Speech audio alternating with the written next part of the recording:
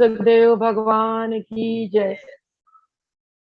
योग योगेश महापुर रामलाल जी, योग मार्तंड मुल्केश्वर भगवान, हम सभी के प्राणाधार सतरूप सदगुरु स्वामी देवीदयाल महाराज जी के श्री श्री चरण कमलों में हम सभी बच्चों का साष्टांग दंड प्रणाम स्वीकार हो। हे प्रभु, आप जी की कृपा करना आशीर्वाद से आप जी के नाम का ये सत्संग आरंभ करने जा रहे हैं। हे प्रभु, घट में आकर इस सत्संग में आप जी स्वयं ज्ञान दे, ऐसी कृपा करे आप जी के ज्ञान को हृदयंगम करते हुए हम अपने जीवन को उसी ज्ञान के अनुसार ढाले और आप जी की कृपा प्रसन्नता का पात्र बने। दिन प्रतिदिन हमारा यही प्रयास हो कि सभी दुर्गुणों को त्याग करके सद्गुणों को ग्रहण करते हुए साधना के साथ आप जी के कृपा आशीर्वाद के साथ हम परमात्मा की प्राप्ति की तरफ आगे बढ़े, जो मनुष्य जीवन का ध्येय है। आप जी फरमाते हैं कि मनुष्य जीवन का ध्येय यही है, परम पद को पाना, यानी कि मोक्ष पद को पाना, यानी कि परमात्मा का साक्षात्कार करना। इस जन्म में ये तभी संभव होगा जब आपकी कृपा करुणा आशीर्वाद हम पर बरसेगी। आप जी के चरणों में हे नाथ बारंबार प्रणाम स्वीकार हो। गुरुदेव भगवान की जय। आज का जो सत्संग का मेन विषय है, आज के सत्संग का विषय है मन, मन का स्वरूप। मन का स्वरूप ये जो विषय है, इसके लिए हमें क्या जानना होगा? इसके लिए हमें जानना होगा कि मन क्या है, योग की परिभाषा क्या है। योगा चित्तवृत्ति निरोधा। योग क्या है? हम लोग योगी गुरु के बच्चे हैं, हमें योग की परिभाषा क्या सिखाई गई है? योगा चित्तवृत्ति निरोधा। चित्तवृत्तियों को निरोध करने का नाम ही योग है। पर ये चित्त की वृत्तियां है क्या? ये चित्त क्या है, इसको हमने जानना होगा पहले। तो चित्त एक हमारे अंदर एक सोई हुई शक्ति है जो परमात्मा के साथ जुड़ी हुई है। चित्त शक्ति, चित्त शक्ति आती है परमात्मा से। प्रत्येक मानव में ये चित्त शक्ति है। चित्त से अनेक वृत्तियां निकलती है। वो वृत्तियां बाहरमुखी भी होती, अंतर्मुखी भी होती हैं। इन वृत्तियों के, चित्त की वृत्तियों के समूह को ही मन कहा गया। यानी कि दूसरे शब्दों में मन क्या है?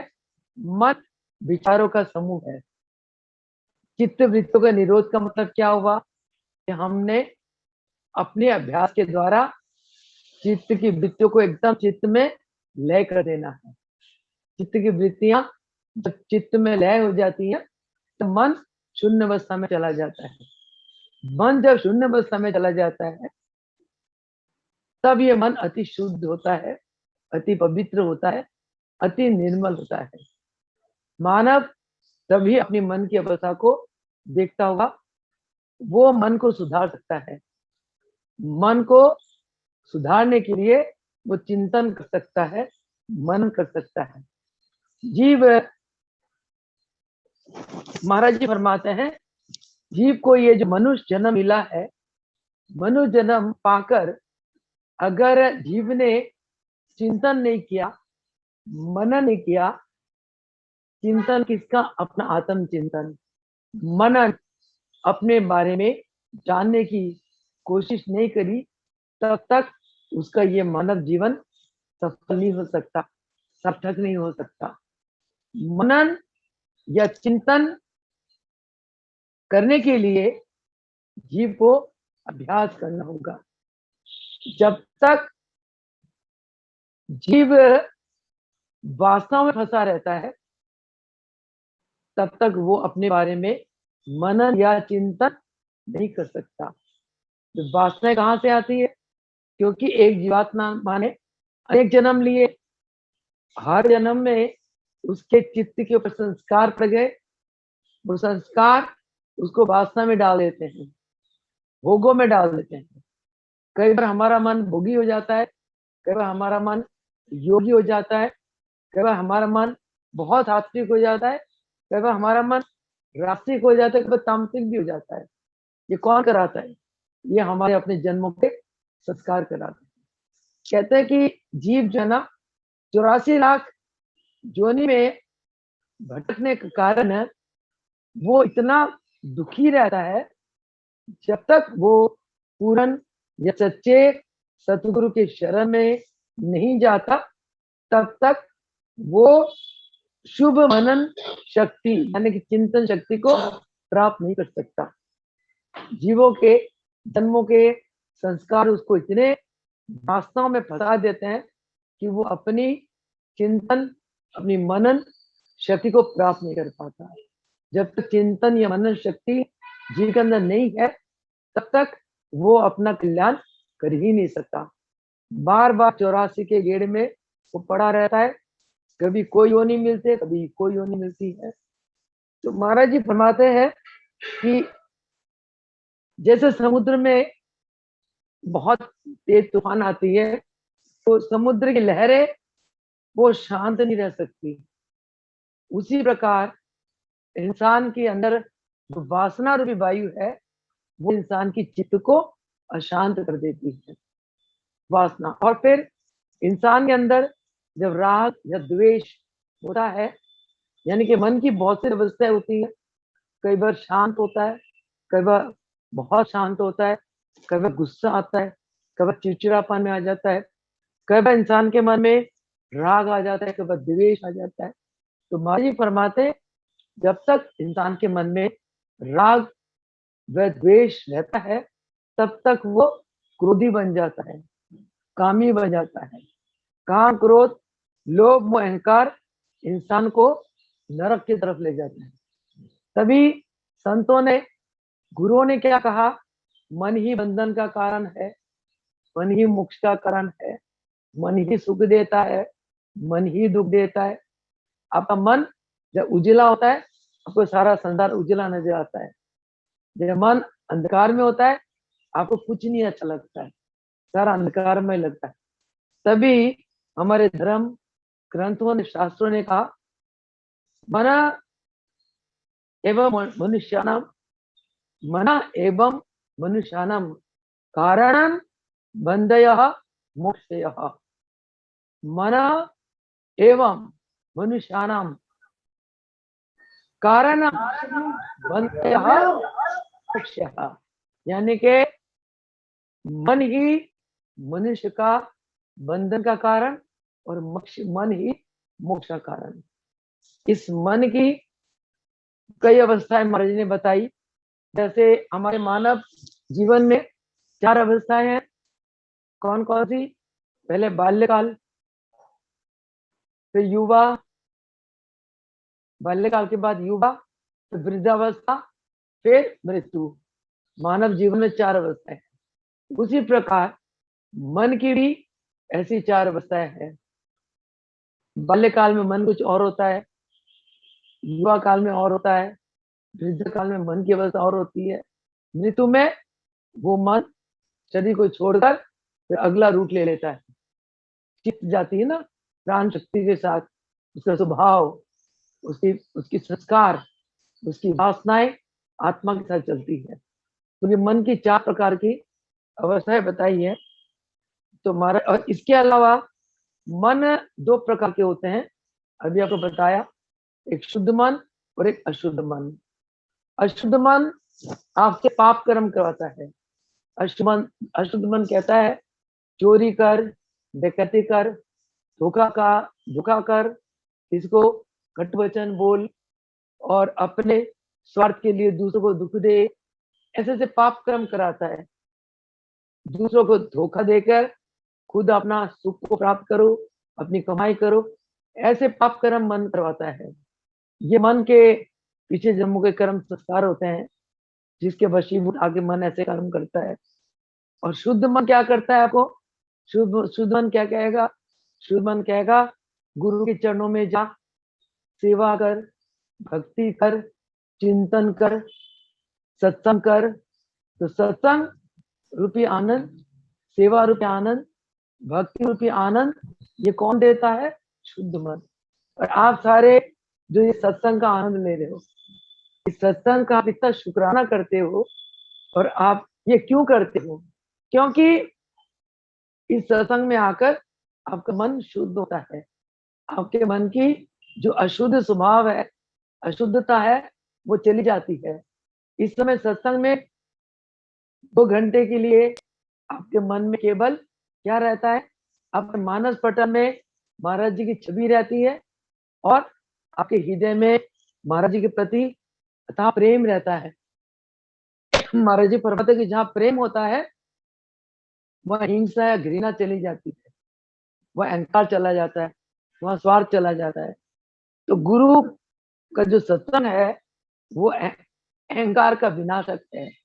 तो सत्संग में हम लोग क्या करते हैं, ज्ञान की चर्चाएं करते हैं, गुरु की महिमा गाते हैं, गुरु की कृपा को गाते हैं। और इस सत्संग में हमें गुरु की उपस्थिति अनुभूत होती है अपने आत्मा में। ऐसा लगता है कि हमारे प्राण के अंदर गुरुदेव सूक्ष्म रूप से विराजमान है और हमें वो अथाह आनंद का दान प्रदान कर रहे हैं। तो इस प्रकार के शुद्ध मन जो होते हैं वो सत्संग देकर, गुरु सेवा देकर, भक्ति मार्ग में हमें आगे बढ़ाकर, निष्काम सेवा के बारे में प्रेरणा देकर शुद्ध मन हमें सुखी बनाते हैं। तो इसलिए महाराज जी फरमाते हैं कि हमें मन को वश में करना का तरीका आना चाहिए। मन को, जैसे कोई विष का पेड़ आपके घर में उग गया और आपको पता चल गया ये विष का पेड़ है, ये पेड़ हमारे बच्चों को नुकसान कर सकता है, हमें नुकसान कर सकता है, आप उस पेड़ को क्या करोगे, उखाड़ के फेंक दोगे। उसी प्रकार जिस समय आपको ये ज्ञान हो जाएगा कि ये वासनाएं हमारे हमारे लिए, हमारे जीवन के लिए विष है, वासनाएं यानी कि भोग करना, इंद्रियों का सुख भोग करना और काम के वशीभूत होना, क्रोध के वशीभूत होना, लोभ मोह अहंकार इनके वशीभूत होना, ये सब विष जैसे हैं। तो हमें जब इस बात का ज्ञान हो जाएगा तब हम इनको त्याग देंगे। तो त्याग हम तभी दे सकते हैं जब हमारा मन शक्तिशाली हो, हमारा मन सबल हो।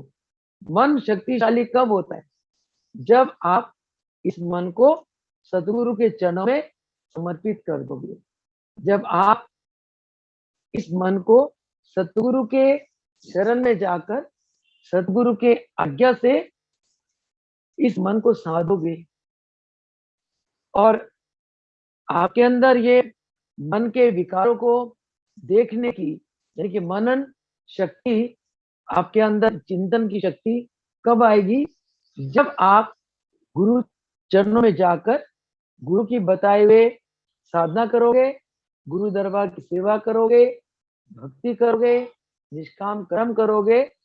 इस प्रकार के कर्मों से आपके मन की जो कमजोरी है वो चली जाती है और आपका मन सबल हो जाता है, शक्तिशाली हो जाता है। नहीं तो वासना में मन दिन प्रतिदिन कमजोर होता चला जाता है। इस मन को संभालने के लिए बहुत धर्म ग्रंथ उपदेशक बहुत उपदेश करते हैं, परंतु देखो जब तक आपके अंदर कोई रोग है, उस रोग को दूर करने के लिए जब तक सही दवाई आपको नहीं मिलती है तब तक रोग दूर नहीं होता, पहली बात है। दूसरी बात है, दवाई सही मिल जाए परंतु वैद्य सही ना हो कभी भी आपके रोग दूर नहीं होते। तो वैद्य कौन होते हैं, मन के रोग का वैद्य कौन है, हमारे सतगुरु योगी सतगुरु महाराज जी। उनको पता होता है कि इस जीव को के मन में ये दोष है, उनको पता होता है कि इस जीव के मन के दोषों को धोने के लिए मैंने ये साधन देना है, इसके मन को धोने के लिए ये साधन देना है। जैसे एक कामिल वैद्य किसी भी मरीज को ठीक करने के लिए वो चाहे साधारण से साधारण भी दवाई दे दे, वो मरीज ठीक हो जाता है। वैद्य कामिल ना हो, कितनी महंगी से महंगी दवाई देगा वो ठीक नहीं होगा। उसी प्रकार मन के दोषों को दूर करने के लिए बहुत से लोग कहते हैं धर्म ग्रंथ पढ़ो, वेद पाठ करो, उपदेश खूब उपदेश देते हैं, परंतु उपदेश जब तक आपको अपनी मन की अवस्था ना पता चले तब तक आप कितने उपदेश देते हो कोई फायदा नहीं हो रहा, उल्टा उसका विपरीत असर पड़ता है। जैसे आपके बच्चे हैं, आपके बच्चों को, बच्चे का मन आपके अनुसार नहीं है, आपके बच्चों का मन इधर उधर भटक रहा है या डाउन जा रहा है, आप बच्चों को डांटते हो, फटकारते हो, उससे एक वो ढीठ बन जाता है और आपके डांट फटकार से और उनका उल्टा असर होता है, उनका मन बिल्कुल डिप्रेशन में चला जाता है। कई बच्चे तो माँ बाप के डांट फटकार आके आत्महत्या के लिए भी तैयार हो जाते हैं। महाराज जी फरमाते हैं, अगर आपके बच्चों की मन की स्थिति ठीक नहीं है, आपने उनको डांट फटकार के या उपदेश करके मन की स्थिति ठीक नहीं कर सकते। उसके लिए आप सदगुरु के शरण में जाओ, गुरु के शरण में जाकर उनसे योग की साधना सीखो, योग अभ्यास सीखो और बच्चों को योग अभ्यास सिखाओ। महाराज जी फरमाते हैं, हमारे योग अभ्यास आपके मन को बदल देते हैं। एक भजन उसने जगाधरी के एक सत्वा भगत ने भजन गाया था, बड़ा अच्छा लगता है, आज भी मुझे याद है कि आते आते योग में आहार बदल जाते हैं, आहार बदल जाते हैं, व्यवहार बदल जाते हैं, लोगों के आचार वो बदल जाते हैं। योग में आने से आपका आहार बदल जाता है, आपको सात्विक भोजन खाने को दिल करता है। जब सात्विक भोजन खाओगे तो आपका व्यवहार भी बदल जाएगा और व्यवहार बदलने के बाद आपको इतनी सुख प्राप्ति होती है, आपका आचरण बदल जाता है। तो ये योग में आने से होता है, क्योंकि योग एक क्रियात्मक साइंस है, योग एक क्रियात्मक विज्ञान है।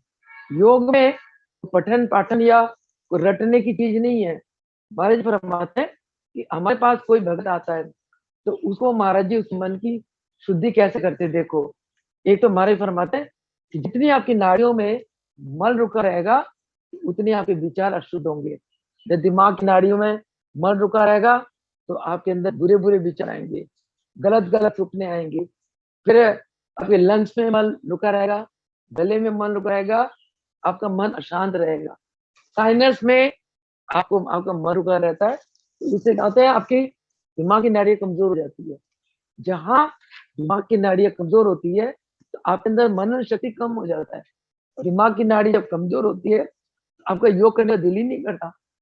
जहां योग नहीं करोगे वहां भोग बाद में जाओगे, भोग बाद में जाओगे आपका मन और कमजोर हो जाएगा और मन कमजोर होने पे आपका चिड़चिड़ापन आएगा, आपके और चिड़चिड़ापन के साथ आपके अंदर राग द्वेष आएगा, क्रोध आएगा, उससे आपके विचार अशुद्ध हो जाएंगे। विचार के अशुद्ध के साथ साथ जैसे आपका मन कमजोर होगा, विचार अशुद्ध होगा, तो आप वो अशुद्ध विचार आपको और भी नीचाई की तरफ ले जाएंगे। गुरुदेव क्या करते हैं, हमारे विचारों को शुद्ध करने के लिए सबसे पहले कहेंगे चलो नाक में घी डालो, डाल लिया, नेति करो, गंदगी निकल गई, जल क्रिया करो, जो गंदगी थोड़ी बहुत रह गई उसकी वॉशिंग हो गई। फिर जपान करो, नाक से पानी पियो, पेट में गैस बना बंद हो गया, कब्ज टूट गई, पाचन शक्ति बढ़ गई। उसके बाद फिर मर जाएंगे, चलो 2 लीटर पानी पी के निकाल दो, पेट एकदम साफ हो गया। महाराज जी फरमाते हैं कि जिसका पेट साफ है उसके विचार अति पवित्र होते हैं, उसके विचार शुद्ध हो जाते हैं। उसके बाद महाराज जी आसन करवाते हैं, सुबह हम लोग आसन करते हैं और आसन करने का क्या रिजल्ट मिलता है, आसन करने के फलस्वरूप एक तो हमारे शरीर में सुख मिलता है, शरीर में फ्लेक्सिबिलिटी आती है, शरीर के सुख से हमारा मन सुखी हो जाता है, पहली बात। दूसरी बात है, आसन करने से जैसे हमारा शरीर स्थिर हो जाता है, शरीर की स्थिरता के साथ साथ हमारा मन भी स्थिर हो जाता है। जहां जो मन स्थिर हो गया, स्थिर मन हमेशा आपको शांति देता है, स्थिर मन हमेशा शुद्ध होता है, पवित्र होता है। क्योंकि स्थिर मन बाहर को नहीं भागता और चंचल मन बाहर को भागता है। बाहर की संसार में संसारिक संसारिक वस्तुओं में चंचल मन फंस जाता है और आपका मन जितना संसारिक वस्तु में फंसेगा उतना वो मन आपको अशांत करेगा, आपको दुख देगा। तो यही कारण है योग क्या है, योग में हम चित्त की चंचल वृत्तियों को रोकते हैं, निरोध करते हैं। चित्त की चंचल वृत्तियां जहां रुक गई वहां चंचल वृत्तियां शांत हो गई। शांत वृत्तियां हमेशा शुद्ध होती है, पवित्र होती है। इसीलिए महाराज जी फरमाते हैं कि मन को साधने के लिए सारे संसार में एक ही साधन है, वो क्या? योग का साधन। फिर सदगुरु क्या करते हैं? सदगुरु हमारे दोषों को दूर करने के लिए योग का साधन सिखाते हैं। सदगुरु एक बात और भी देते हैं, सदगुरु योग के साधन के साथ साथ हमें शक्ति भी देते हैं। जब तक वैद्य कमजोर है, वैद्य ज्यादा समझदार नहीं है, तो वो अपनी दवाइयों से जैसे मरीज को ढंग से ठीक नहीं कर सकता। मरीज को ठीक करने के लिए मैंने अभी आपको बताया, वैद्य शक्तिशाली होना चाहिए, सुलझा होना चाहिए, कामिल होना चाहिए। उसी प्रकार योगी गुरु जब किसी के दोषों को दूर करते हैं, साथ में उसको शक्ति भी देते हैं।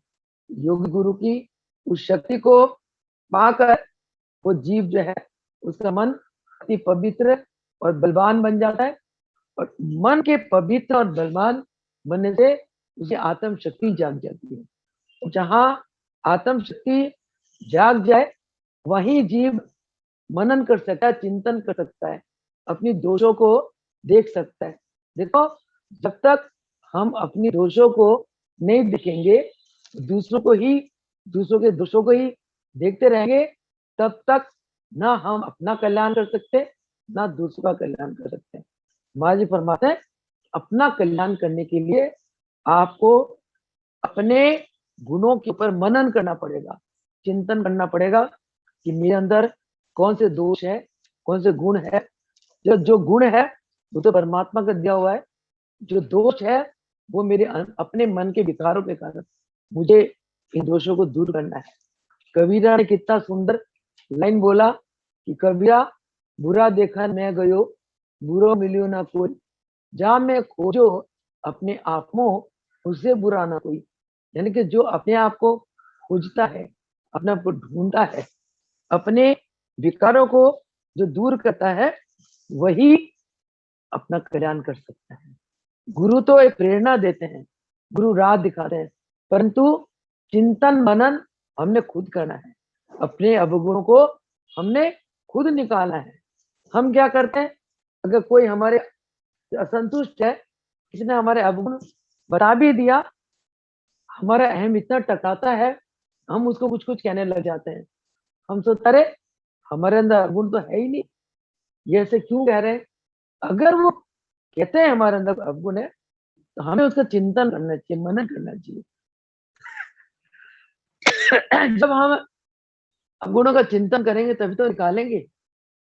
जब एक किसी गधे को मालूम पड़ जाए कि सिंह सामने आ रहा है, तो वो सिंह के सामने थोड़ी खड़ा होएगा, नहीं होएगा।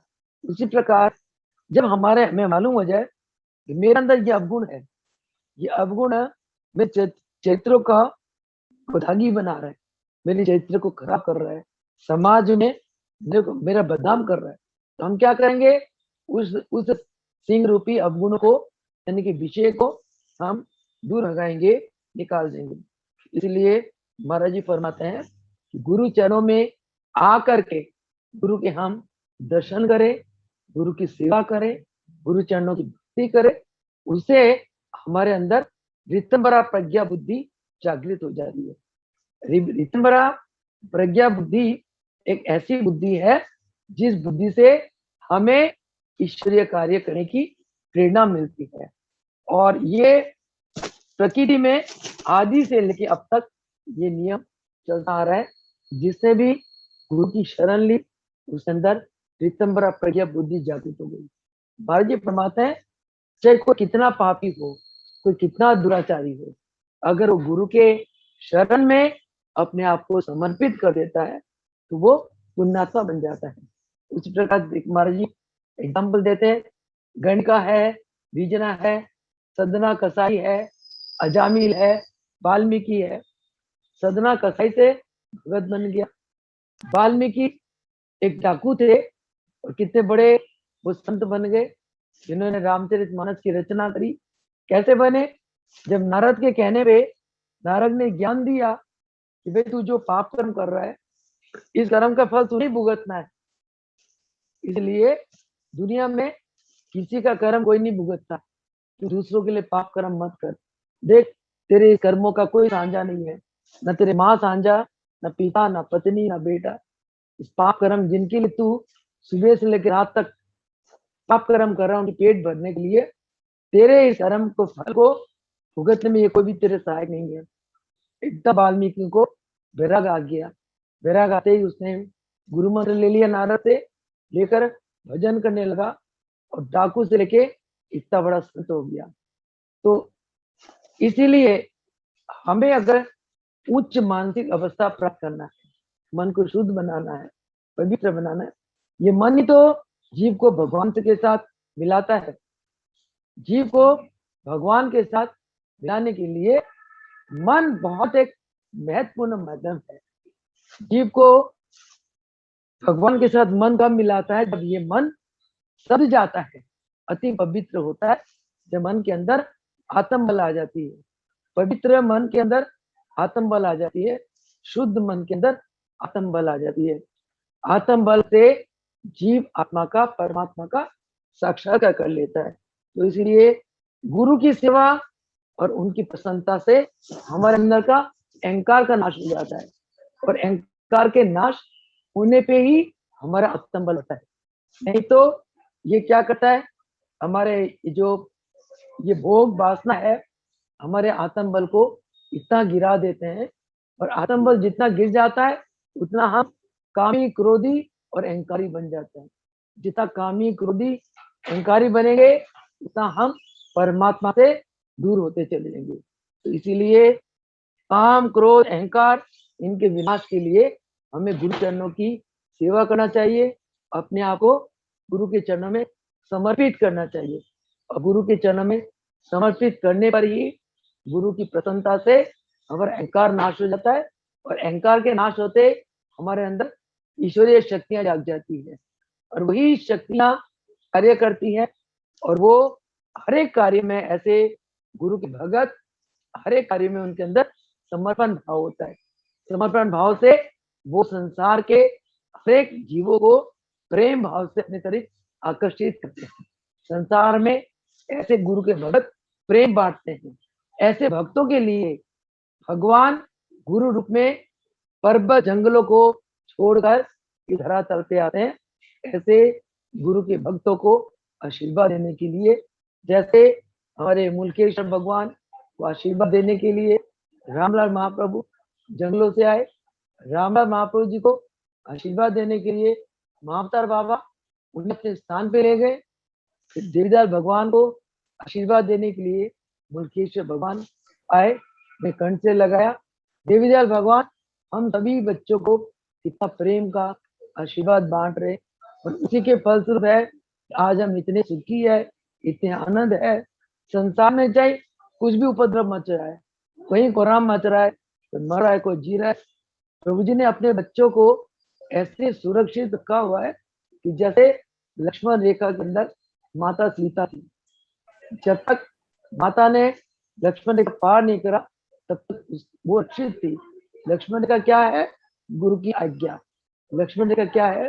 गुरु की साधना, गुरु के वचनों का पालन, यही लक्ष्मण रेखा है। तो गुरु की अपार कृपा है हम लोगों के ऊपर। तो महाराज जी फरमाते हैं कि कोई व्यक्ति चाहे कितना ही वासनाओं से दुखी है, कितना ही उसकी हालत खराब है, परंतु उसको वो ये अगर वो सोच ले कि ये मेरे अपने कर्मों का फल है, तब वो उसके अंदर, और ये कर्मों का फल है, मुझे आगे के लिए अशुभ कर्म नहीं करना, और वो अपने दोषों को देखते हुए अपने अहंकार को, उसका नष्ट अपने आप हो जाता है। जब इंसान ये समझ लेता है कि मेरे दुख के समय जो कष्ट आए हैं मेरे अपने कर्मों का फल है, तो आगे के लिए अशुभ कर्म करना छोड़ देता है, और उसका मन भी अहंकार से रहित हो जाता है। और जहाँ उसका मन अहंकार से रहित हो जाता है, वहां वो सद्गुणों को अपना लेता है। अहंकार ही जीव को सद्गुणों को अपनाने में रोकता है। जब तक जीव खुद ही निर्बल है, वासना के चक्कर में पड़कर जीव निर्भर हो जाता है तो सद्गुणों को नहीं अपना पाता है। सद्गुणों को कौन अपना पाता है? जिसका आत्मबल पूरा ताकत में है, जिसका आत्मबल अधिक हो। आत्मबल अधिक किसका होता है? जो अपने कर्मों को, अपने जीवन के दुखों को अपने कर्म का फल मानता है और उससे उसके अहंकार का नाश हो जाता है। ये मानते हुए गुरु चरणों की भक्ति करता है, गुरु चरणों की सेवा करता है और उससे क्या होता है? उसके अंदर सद्गुण आने की क्षमता आ जाती है। और गुरु तो हमारे ऐसा दयालु है कि जो भी भगत उनके चरणों की सेवा करते हैं गुरु ने सद्गुणों से भर देते हैं।